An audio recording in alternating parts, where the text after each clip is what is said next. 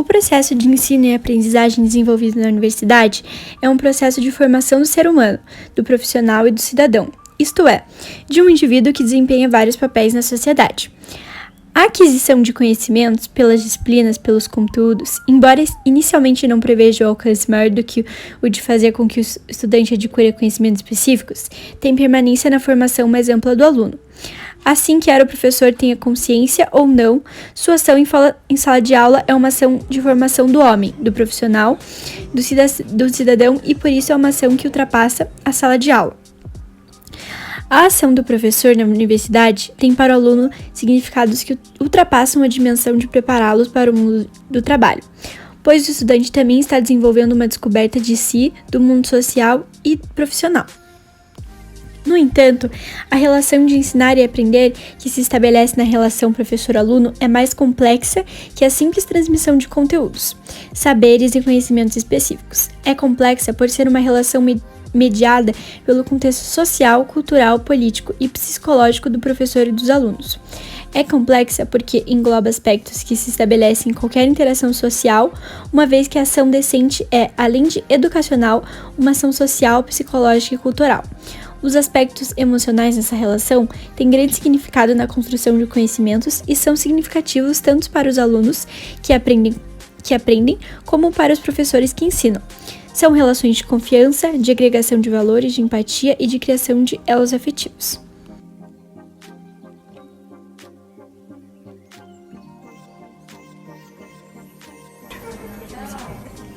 Com alguns, eles me procuram por fora também, mas sempre assuntos de aula mesmo, não? De estudos. Uhum. Tá.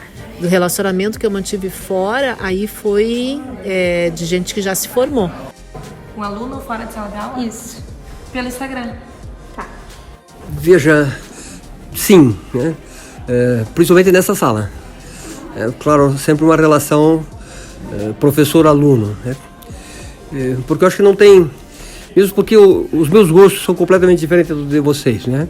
Uma coisa que de vez em quando parou bastante na pandemia, mas por exemplo, os churrascos de turma, né?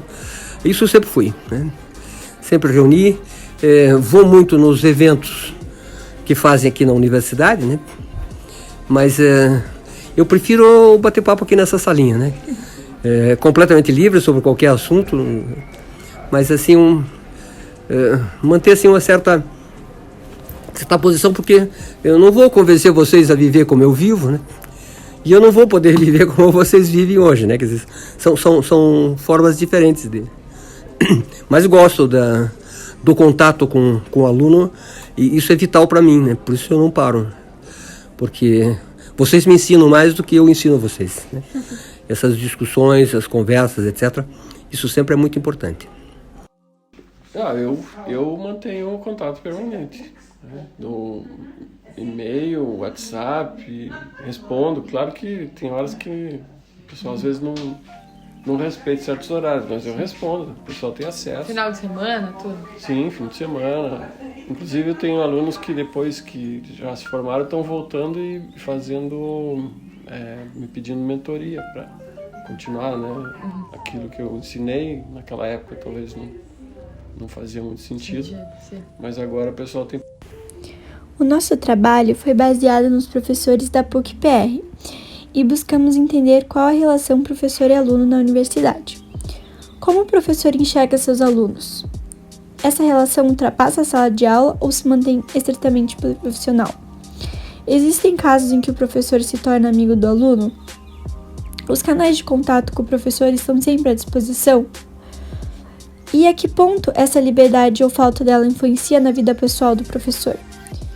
Quando os alunos se formam, eles mantêm contato? Assim, observamos a forma de interação tanto dos professores entre eles, quanto quando tinham contato com os alunos fora de sala de aula, momento em que chegavam na faculdade ou estavam indo embora pelo estacionamento. Conversamos com os professores, conversamos também com os alunos para entender como eles enxergavam os professores e sua relação com eles. Buscamos saber se os alunos formados tinham alguém que se tornou um mentor.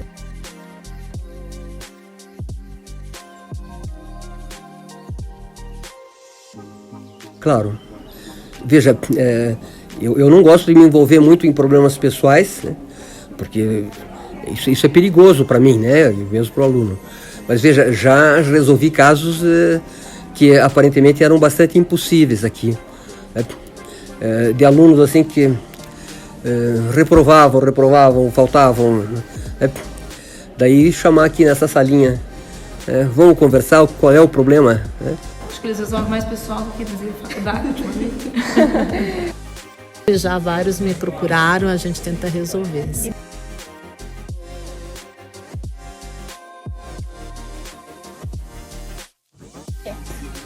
Eu não tenho memória, né?